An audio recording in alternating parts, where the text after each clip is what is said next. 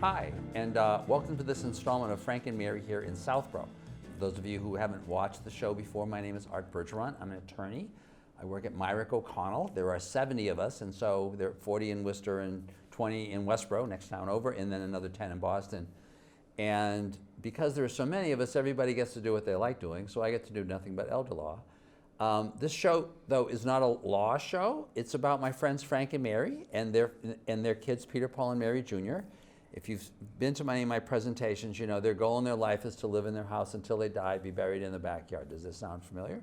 So, and they don't want to be buried in the backyard if they live in Southborough. They want to stay in Southborough. They don't want to go with their kids in San Diego or DC or even to the western part of the state. They want to be here. And so the purpose of this show is to have you understand the people you should know and the programs that you should know about if you're like Frank and Mary and you want to stay right here in Southborough until you die.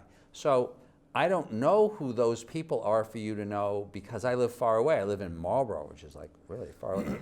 And so I got this great co-host to do this show with me, Doug Peck, who's been living in Southborough for a long time now. Long time. Although grew up in Ashland. I found out grew up in Ashland, far away. And because he's the one that always finds these great guests for us. And if you've been watching, you know that he always finds these great people. And you found another great person today. So who are we talking to today? I did. She's turned out to be a very good friend of mine. We've done a lot of things together. And her name is Scherrie Keating. Keating. Yes. And she's a nurse. And she's going to talk to us today about pre-diabetes and diabetes because it's National Diabetes Month. Yes. Because it's National Diabetes Month. So one of my trivia questions whenever Doug finds all these great people is like, so how did you get here? So are you a Southborough person originally? Did you come from far away? How did you end up doing what you're doing? Can you just kind of tell folks about that? Okay, Just tell me about that. The short answer is I'm an Army brat. So you've been everywhere. I have. You've been everywhere. Overseas, Germany, Hawaii, in the States, yeah. So my family, my dad, his last tour was Devon's, and so we ended up in Ashby. And so I went to nursing school. Yeah. And so I'm a registered nurse for over 36 years. And did you go to school? Did you go to school out here? I went to school in Townsend. Yeah. So in high school in Townsend. Yeah, and then to nursing school in this area? Or yes, did you Fitchburg State. Oh, that's great. Okay, That's great. it was Fitchburg State at the time, but now it's Fitchburg University. Yes. Yeah. And so Fitchburg State University. So, and actually, I'm just going to be doing some programming with them, so it's kind of come full circle, which I'm excited about. That's great. And that school's become an exciting school. It really has. As a real anchor for a whole set of professions, including nursing in this area, you know. And they have a gaming degree now. Oh, I didn't know that. Yeah, so yes. So they get a lot of applicants about 5 years old, 10 years old. Seriously. Give them scholarships. Right. My grandchildren. They're so ready. Yes, exactly. They're like so ready. And how did you end up doing the kind of work that you're doing now? So I've been a registered nurse for 36 years, Yeah. and I've always specialized in cardiovascular disease and diabetes, and I was laid off 4 times. And so after my last layoff as a nurse manager, I became a telephonic diabetic nurse. And then A telephonic diabetic nurse. So you sit in an office and you never meet your patients face to face. You actually call them on the phone and you help them manage their diabetes via telephone. I see. It's like the medical home Kind because it's really kind of, how do you deliver those services if you're not actually driving over to the Right, house? so it's telephonically, and then I was laid off after a year, so I had just enough hours to sit for the diabetes educator exam, so I'm a certified diabetes educator. Yeah. And then I was kind of looking for something to do where I wouldn't get laid off. And I actually, a little commercial, you know how Google, when you start looking at the internet, they kind of track what you're doing, and then all of a sudden you get all of these ads bombarded. Yeah. So a little ad popped up about a diabetes prevention program, and I thought, really? Diabetes is preventable? Now, I've been in the field as a nurse for all these years, and I had no idea, because our focus was to manage diabetes, to prevent complications. Right. But diabetes is preventable. And so I actually became a lifestyle coach for the National Diabetes Prevention Program through the CDC. And then I actually went back to my hospital and said, hey, we can prevent diabetes, let's start a program. And they weren't quite ready to do that, so I decided to go out on my own and start my company. So I founded Diabetes Care with a K Consulting. And the K is my last name is Keating, so my husband's 50% contribution to the company was the K in care. Okay. So every That's time I great. get a check, he's like, So yes, does he get a, 50% does he is get a, mine. does he get a royalty and Yeah. stuff? Yeah, when you get yeah. the He check? reminds me that he added the K, so he gets 50% of all of my paychecks. It's awesome. That's great. So I decided, you know what? If I, as a nurse, had no idea, and I've Yeah. been in the field for all of these years that diabetes was preventable, that I needed to increase awareness and actually teach people what they could do. So that was how my company started. Well, that's really a great story. That's a great story. So, and now, how did you meet her? We're sort of on the same networking circuit around Yeah, and yeah. going to the different places. She does a tremendous amount of presentations at assisted livings, all over But the she place. seems so And shy. She's so shy. yeah, she is. I I know. am. I'm But very shy. I've just been impressed with everything I heard, and she was the one too that, really sparked my awareness about diabetes prevention, because one of the like Alzheimer's, one of the keys to it is the older you get, the more likelihood you have of it. Right. It's the right. same true of diaediabetes, right? And- Pre-diabetes. And Yeah. I Because have that the, age has a yeah. big factor into in diabetes, and I have the But- sense of diabetes is, to some extent, it is like some of these other diseases, like some of the lung disease problems and others, that once you get to a certain point, it's kind of like there's no going back. Mm-hmm. But until you get to that point, you can really do so. So when you had mentioned this as a guest, Absolutely. this is Right. a great idea. Right, and I just know for seniors, most have, just like we did Alzheimer's last month, Yeah. have misconceptions about what it is, what dementia is. I think there's Yeah. a lot of, if not just misinformation out there, there's just not a lot of good information until you get the disease. And then you Right. go to the doctor and Right. he gives you insulin or whatever they do. Right. But by that time, you're right, it's too late. So Or it's this too was late. an Or until you get the eye-opening for me. disease and it's so far And it's along. so far along that it really has a bad effect So, on you. so talk to us about, pretend we're Frank and Mary. We kind of look Okay. like Frank and Mary. So Frank and Mary, He's who's still pretty Mary? young, but I'm getting older, right? So, I'm 2 years older than him. by oh, the way. you are? Oh, yeah. You both look fabulous. Yeah. So this is the bottom line.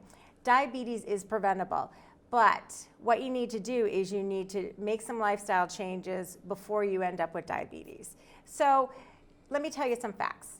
30.3 million people have diagnosed diabetes, and I say diagnosed because there's a lot of people, a quarter of them are unaware they have it, because what happens is it takes 10 to 20 years for diabetes to actually come into your blood work so that it says, yes, you have diabetes. I So, see. To be tested, so that so some to test test is done. positive, right, I in your see. blood work, and I'm going to talk about that. So, Oh, that's right, because you had mentioned we're talking about kind of pre-diabetes yeah. to type 2 diabetes. So Yeah. I'm talking about type 2 diabetes. So the bottom line is obesity, sedentary lifestyle are the main drivers of what we call insulin resistance. Prediabetes is a disease of insulin resistance, and it leads to type 2 diabetes and a multitude of comorbidities.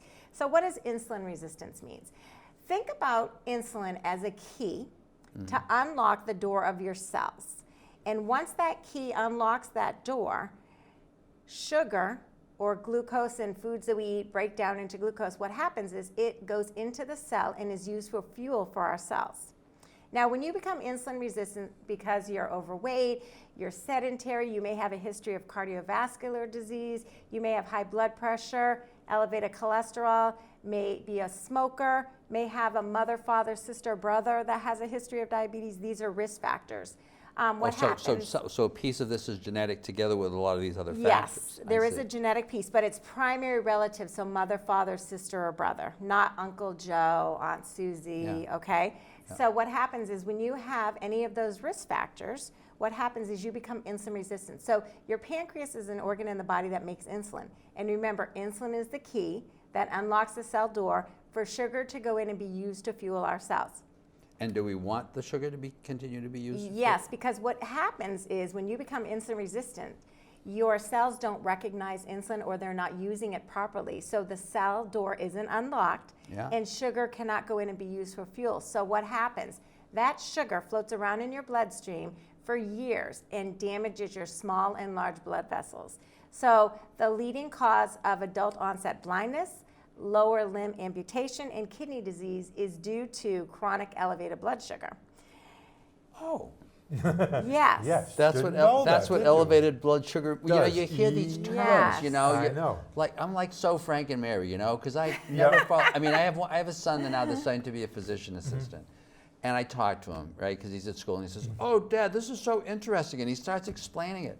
I get totally lost, Right. you know. But isn't 'cause this it's- easy? The key. Yeah, but this is it. opens Yeah. So up the doors. key Yeah. is Yeah. insulin Yeah. that opens the door to unlock the cell so the sugar can be used as energy. When that doesn't happen, because we're insulin resistant, because Yeah. we have one of those risk factors, and obesity is the main driver, sedentary lifestyle, there's a genetic piece to it. What happens is sugar will float around in our bloodstream.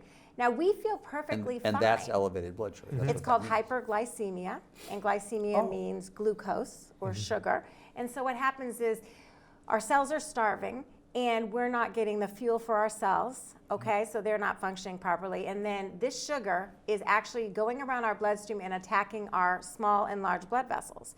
So our body is an amazing machine. So what happens is our body says, okay, why don't we just make some more insulin to overcome the resistance, and then we can unlock the door, the sugar can float in the cell, and then we won't damage our organs. So the body will start to produce this excess insulin, but it's still not working. So we're still not unlocking can't- the 'cause you door. can't unlock Right. the door. And so we're not unlocking the door, the sugar's still floating around, but this process takes 10 to 20 years. So what's happening in the meantime? We have elevated blood sugar that's damaging our eyes, our kidneys, and our nerves. We have extra insulin that's floating around trying to overcome the resistance, and it's actually being stored as fat. So we're getting excess fat around the belly. Excess fat. What is being stored as fat? The insulin. The extra insulin. So it insulin. gets stored as fat. And so what happens is we end up with what we call central adiposity or belly fat. That belly fat is Central adiposity. So adiposity means fat. This and is then, great because this is like, because it's also, it's all those words that you hear that you actually pick. so now you can talk to your son in medical terms. Central and he'll- adiposity. He's going to die when I talk. Right. So what it just means Right. is that you're padding your internal organs in the belly with this excess fat. That leads to inflammation throughout your body, which increases the risk of heart disease and stroke. And that is the number one cause of death and disability for people with diabetes. And then when you have Heart attack and excess, stroke. yes, Yeah. and when you have excess fat in the belly, you also get a fatty liver, and there's a multitude, a cascade of issues that happen. So the good news is you can make 2 simple lifestyle changes and reverse the process. So it takes, like I said, diagnosed diabetes, there's 30.3 million people, and a quarter of them don't know because this process takes 10 to 20 years. Yeah. So a lot of times people will go to the hospital or their physician with a complication, eye disease. They go to the eye doctor, they have bleeding in the back of their eye called retinopathy. It's due to that sugar damaging the blood vessels in the back of the eye. They may have neuropathy, which is the nerves in their extremities. They have numbness or tingling. Yeah. They may end up spilling protein in their urine because the sugar has damaged their kidneys. They may end up with a heart attack. They may end up with a stroke, chronic infections. So they present with a lot of times a complication because remember, this process takes 10 to 20 years and our body is trying to compensate. So people Right. feel fine and they don't know this damage is going on. And a lot of times they don't know they have diabetes till they already have a complication and damage has been done. Until this thing shows up. And which then the could be doctors- a symptom of several things, but ends up actually being a symptom of this. Right, so what happens is Yeah. they have a complication and the doctor checks their sugar and they say, did you know you have diabetes? And they're like, no, I don't have diabetes. And they're like, yes, you do. And this is probably why you have this problem. So so we need to stop this process. And so the other statistic, and what was like my aha moment was I saw a picture of an iceberg. And at the tip of the iceberg was 30.3 million people with diagnosed diabetes. Under the tip of the iceberg was 84.1 million more that had prediabetes. And prediabetes is this stage of insulin resistance, but it's prior to getting diabetes. And people that have prediabetes actually within 3 to 5 years, 15 to 30% will convert to type 2 diabetes. That's a So high percentage. It is, That's and if that's we, huge, and yeah. so Yeah. guess what? Because that's just We within the can first few years, right? Right, and Right. we can stop this process. And so what we want to do is we want to screen, test, and act today. So it's an acronym called STAT. So the American Medical Association, the CDC, they had this campaign a couple years ago, and this acronym called STAT. So STAT stands for screening. It's simple. It takes less than 2 minutes. I brought a screening tool. It actually says pre-diabetes, that's a thing. And it's 7 simple questions. So the first question is, how old are you? So it's not a blood test. No. That's the second stage. So remember the acronym STAT. So the S is for screening. We should screen everyone over 45. Screen, test, Screen and act today. and act today. So the screening part is simply taking a simple questionnaire. Yeah. You answer the questions. How old are you? Are you a man or woman? Have you ever had gestational diabetes? That is diabetes in pregnancy. When you're about 24 to 28 weeks in your pregnancy, the hormones causes insulin resistance and they develop gestational or pregnancy-induced diabetes. And then when they deliver, most people, once the hormones go back to normal, they no longer have diabetes. But a small percentage go on to have diabetes for the rest of their life. I see. So anyone who has had gestational diabetes or diabetes in pregnancy are at risk for type 2 diabetes, and so is their child. And so parenthetically, if we just had our first grandchild, Okay. so our daughter just had a child. So would she have been told that? Oh, absolutely, at because the- she would have had to during go the on pregnancy insulin. that she had gestational diabetes, Yes. so she'd know to answer that question. So Yeah. they actually test every woman between 24 and 28 weeks in their pregnancy because we have to protect the baby, because a lot of times when you have diabetes in pregnancy, you end up having big babies. And because of that extra insulin being secreted to overcome the resistance, the baby ends up getting fat from the extra insulin. So, and then the baby can develop a lot of problems. So anyone who has a history of gestational diabetes for the rest of their life should be screened for type 2 diabetes every 3 years. I see. And their child should be tested as well. So this asks if you have a history of gestational diabetes, have you ever been diagnosed with high blood pressure? Now people say, well, I don't have high blood pressure because I take a pill, or my blood pressure is fine. If you have been diagnosed, even if it's under control, which is good for you, but you should still, that is a risk factor. But it's a risk factor. The other one is, what is your weight? So what you do is you look for your height, you find your weight, and then you find a number. The bottom line is if you add up, you get a number for each one of the answers to these questions. If you score 5 or higher, then you likely have prediabetes now. The next step of the acronym is S for screen, T is test. Okay, so let's go back to screen. Anyone over 45 should be screened. Yeah. And you're usually going to be asymptomatic because remember, you don't have symptoms for 10 to 20 years, but all of this is going on behind the scenes. So if you are asymptomatic and you are overweight, especially around the belly, and you have any of those risk factors, you should be screened earlier. But everyone should be screened at 45. So T is test. If you score 5 or higher, you then go to the doctor for a blood test. There are 3 tests, and they're the same exact test to screen for type 2 diabetes, only the result is different. So in other words, the 2 tests that I'm going to talk about, which is the normal test, is called a hemoglobin A1C. Hemoglobin A1C, or just an A1C. What that... We are going to have a test here. So Quiz at the write end, this yeah. down. So I'm going to tell you, it's Yeah. simple. What it means is you have red blood cells. When all this excess sugar is floating around your bloodstream, Yeah. these red blood cells, the sugar attaches to these red blood cells, and we can actually, every 3 months, because a blood cell lives 3 months, we can find out how much excess sugar has been floating around your bloodstream and attached to your red blood cell by doing this 3-month blood test. So it's a 3-month average. And if you are 5.7 to 6.4%, you have prediabetes. And so you take the test over this, like several times over this? No, you get 1 blood test. Yeah. And it's like a camera snapshot looking back 3 months of how much I see. excess sugar is Yep. floating I see. around in your I see. bloodstream that's attached to that red blood cell. Does that make sense? Yeah.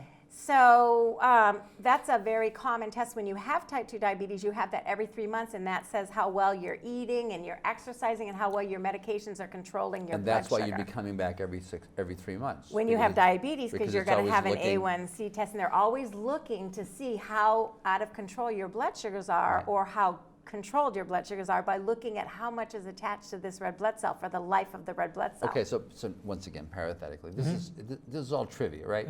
When you say you have high blood sugar, right? Is there a number that is like the number that is like a normal blood sugar, and above that it's because I always So- hear this term and I don't know what Okay, so What does it for mean? an A1C for a high blood sugar, going by an A1C blood test or that Yeah. camera snapshot of 3-month average, it would yeah. be pre-diabetes is 5.7 to 6.4. So anything less than 5.7 is normal. I see. If you're Okay. over 6.4%, you have diabetes. If you're between 5.7 and 6.4, you have prediabetes. I see. Now, there's another blood test that you can have called a fasting blood sugar. Simple. You fast 8 to 12 hours, you go to the doctor, they draw your blood, and that number is anything under 100 is normal. If you're between 100 and 125, you have prediabetes, and then over 126 is diabetes. I see. So they're looking at those sort of numbers when you go for your blood test. So we are screening by using a paper screening tool. Yeah. And the doctor can also look at your risk factors. And then they go to the next step, which is test, which is a blood test, either an A1C, which is a 3-month average, or your fasting blood sugar. Then the Act Today, that is the key. There's the diabetes prevention study or program was a randomized controlled clinical trial that was done in 27 centers across the country, 1999 to 2001. They actually took over 3,000 participants that all had prediabetes. They had the blood test, they were overweight, they were men and women, and they had risk factors. So what they wanted to find out is, can we stop the process and prevent them from going into type 2 diabetes by doing different interventions? And by the way, once again, just to trigger your question, by stop, do you mean stop or do you mean slow Halt down? or prevent. So you could actually Halt the process Yeah. or prevent development of Yeah. of type 2 diabetes. So You're right. She's really good. This is really You're gonna understand- This is even really you're gonna fascinating. understand this. See, I'm going to have to take that same quiz that I told So them you to take. need to right? go and take this. Yeah, yeah. So, and I'm We'll going to give tell you people one. how to do Yeah. that. Yeah. So what happened is they actually wanted to see if we could, prevent diabetes or halt the progression to type 2 diabetes. So what they did was they randomized them and put them into 4 different groups. One group, they met with a social worker once a week. They had intensive lifestyle education on diet and exercise, and they set a goal for them. They had to lose 7% of their body weight by eating less saturated fat and therefore less calories, and exercise 5 days a week for 30 minutes. Then they had another group where people went and they took the diabetes medication metformin, and that's the #1 treatment for someone who's diagnosed with type 2 diabetes. And they actually gave them that twice a day, 850 milligrams, and then they gave them a piece of paper that says, this is how you should eat and this is how you should exercise. But they didn't have that intensive education every week with the social worker. Then they had a third group who got a placebo with a piece of paper that told them what to do for our lifestyle changes. And then they had a fourth arm that they were taking another diabetes medication, and they actually developed liver problems. So they stopped that arm of the study. But so that was good for those people. But what was so significant was that after 2.8 years, those in the intensive arm of the study that actually had to lose 7%, so I want you to hear what I'm saying, 7% loss of body weight through lowering saturated fat or the bad fat by eating healthy and exercising 5 days a week for 30 minutes, they reduced their risk of developing type 2 diabetes by 58 to 71%. And the people over 60 got the 71% benefit. Because I can tell you, 50% of our seniors have prediabetes and have no idea. That's why I wanted her on the show. 50%. 50%. That is a number that really struck me as being just unbelievable. It's That we don't know So about if Mary and Frank want to live a long, healthier life at home, they need to be screened, they need to be tested, and they need to act today, because 50% of the people that are listening to this show have prediabetes and they don't know it. And a third of those people will go on to develop type 2 diabetes in 3 to 5 years. But And you're telling me that if they know about that and then acted, that's the key. They have to act. That they could actually, that their chances of going that way can actually be cut by 50%. Well, if Or they're by over even by 60, 71%.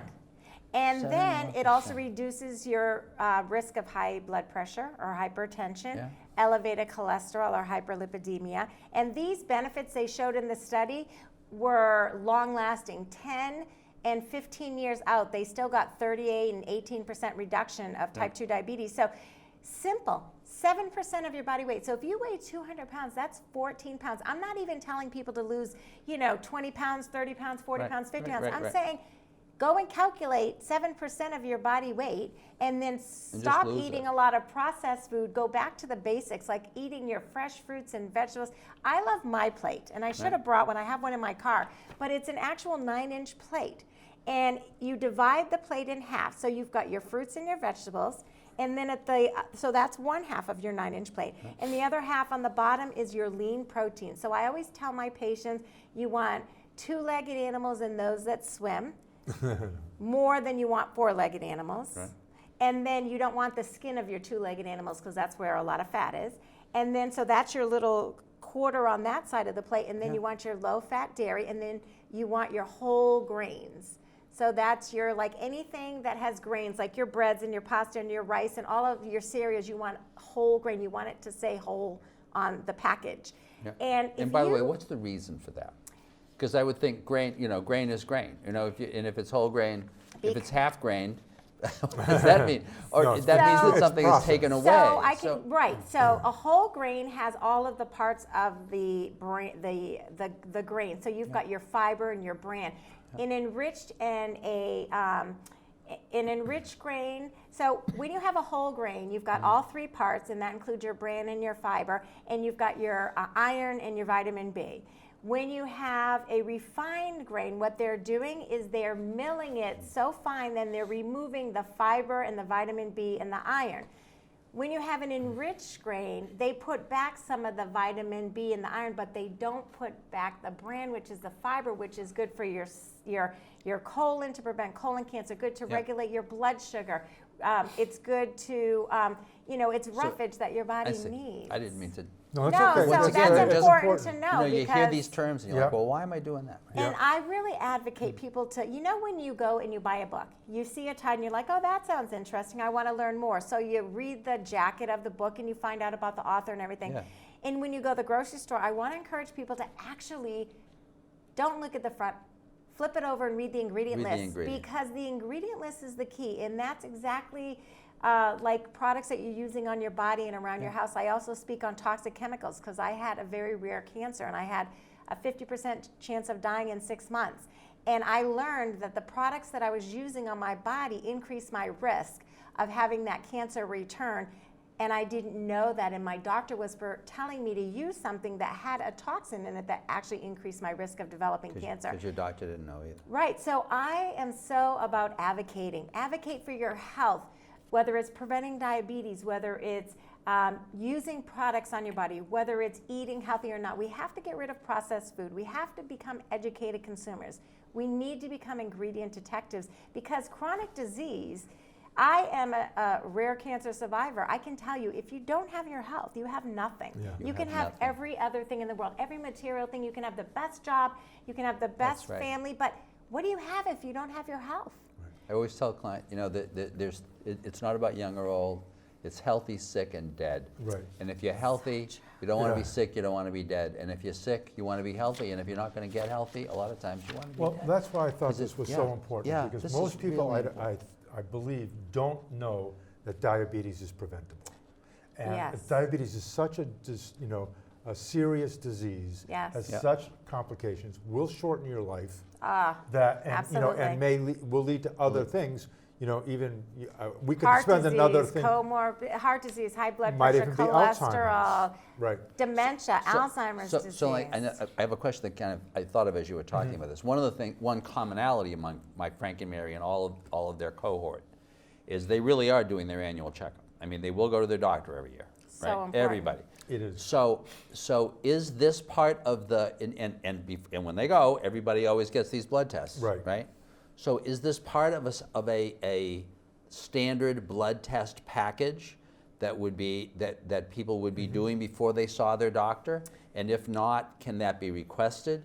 And if it's requested, does Medicare cover it? Because my people are all on Medicare, Yes. 100%. So that's a great question. It should be, but the issue is, a blood sugar should be part of a routine physical every year. Yeah. The problem is some physicians are not educated on the fact that prediabetes is a thing.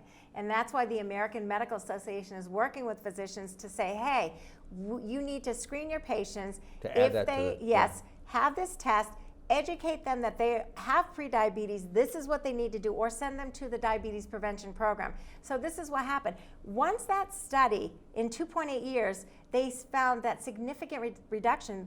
The Center for Disease Control actually started across the country diabetes prevention programs. They're a year-long program. I'm certified as a life coach for this program. And so you go in and you have a facilitator, and all of these people have screened in positive for prediabetes, and they actually meet every week, and then they wean off to monthly, and you do this over a year, and you can do it telephonically. They're actually getting very creative to reach the masses, and you can actually learn how to prevent diabetes and sustain it for life. And so I encourage everybody, first of all, to make sure they're having this test done with their annual physical. And what is it called? It's just either an A1C, the hemoglobin A1C, which is that 3-month blood test, or a fasting blood sugar. And then I think knowledge is power. And so if your doctor doesn't know about prediabetes, you need to be educated. So you can go to doihaveprediabetes.org and take this risk test electronically. We'll have that up on the screen Yeah. afterwards. Great. You can go through the CDC, you can go to diabetes, do I have prediabetes, and just Google it, and you will come up with a ton of information that you can use, and you can bring it to your doctor, and then you'll have the numbers in front of you. And then I also do educational classes. So what my company does is, my mission and passion is to help people prevent and manage diabetes. So I offer continuing ed credit courses for healthcare professionals, like Train the Trainer, so to speak. And then I offer community programs in senior centers. I want to go into workplace wellness. I want to go into schools, because we have to start diabetes prevention with children. We have an epidemic of obesity, and it's trickling down into our children. And it starts there. So I want to be in schools and educate people and children that you can use MyPlate. You can, stop being so much on your electronics and get out like we used to when we were kids, and ride your bike and be outside and get some exercise. It's actually required. The guidelines say 60 minutes of exercise every day. Every day. And you shouldn't be sitting longer than an hour without getting up and moving. This is terrific. This is why it was so important that I wanted to bring her on. Because really it means that every single one of my folks should be doing this, like 100%. And if they pick it up, and they shouldn't be so often, for everybody, seniors, but seniors certainly included, will say, it's kind of like, I don't want to know, I don't want to know, right? But when you know that if you get checked and you can really do something about it, it makes it a lot easier to kind of be willing to open your eyes, And you can start today. Because it isn't like automatically just with aging this is going to happen. This is really about, it isn't just about getting old, it's about lifestyle. It's lifestyle. It drives everything. And so it isn't like you have to lose half your weight, 7%. It isn't like you have to be working out all the time. You walk on the rail trail for, back and forth for like a mile and a mile. You've got your hour, right? And no, it's not even an hour, it's 30 minutes, it's just 5 30 days a week. minutes, And so the other good news is they found the research, you can do 10 minutes, 10 minutes, and 10 minutes. So 3 10-minute increments a day for 5 days a week, and you get the same benefit. So who doesn't have 10 minutes 3 times a day? Who doesn't have 10 minutes? And you don't go at like a snail's pace. You want to get a moderate pace, so you feel a little bit, your breathing's increased a little bit, so you want to kind of get your heart pumping a little bit. But really, everybody can do this, and that's the benefit. 7% of your body weight. Eat more, less processed food, less saturated fats, and then get that 3 10-minute periods 5 days a week, and you can you're prevent. There. So that's a nice straightforward message. There you go. Do that. Do that. Do that. She didn't try to sell you a drug. No. She wasn't trying to. It's just very practical stuff. It really is. Doug, this is terrific. really It has been good. This I is would just say terrific. one thing. For people who are watching this, there's been a lot of information. I would say watch it again, because you'll pick up things that you, because I know, like I was doing, I was thinking ahead. You mentioned something, I do that, or it's like, I better. So you miss a few things. So watch it again if you want. But we'll have information up at the end, so you can go and find out about prediabetes. And find out about this. And then I would do it now. And I would also love to come in anywhere and share a whole hour. I have a whole hour PowerPoint. Plus, I have a healthy eating, toxic chemicals, and people with diabetes. I have classes on how to manage your diabetes so that you don't die prematurely. exactly, how to from deal heart with disease this. and How to stroke. deal It's a with fun hour. I've been through it. That's terrific. Yes. Thanks a million. Thank Okay. you This so is much. just I a pleasure. appreciate. Just Thank a pleasure. you so much. Thank you Doug. again. And Oh, Doug, it's of been course, great. it's always, you always do this. These are great. Thank you very much. You're welcome. Thanks I'm for going to ask for watching. a raise Thank next you, week. viewers. Ask for a raise. Yeah, yeah, you can match my pay then. Right. And thanks for watching, and we'll see you on the next installment of Frank and Mary here in Southborough. Thank you very much. Thanks.